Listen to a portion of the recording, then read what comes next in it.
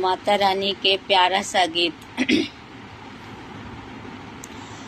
धोवत धोवत तोहरी मंदिरिया हथवा खियैले हो, अरे तब नाही आहे मैया दया तोहे के अइले हो, अरे तब नाही आहे मैया दया तोह के अइले हो, अरे तब नाही आहे मैया।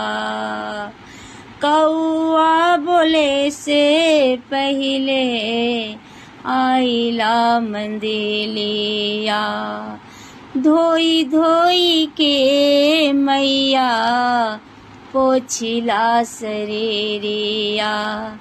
कितना पसंद से मैया तोह के सजवनी हो, अरे तब नाही आहे मैया दया तोहरो अइले हो, अरे तब नाही आहे मैया।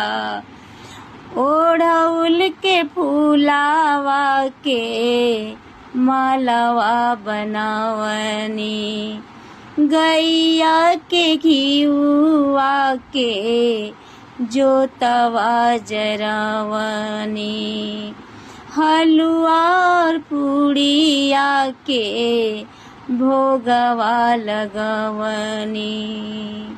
सेवा में रहनी मैया आठों पहरिया हो, अरे तब नाही आहे मैया दया तोहरा अइले हो, अरे तब नाही आहे मैया।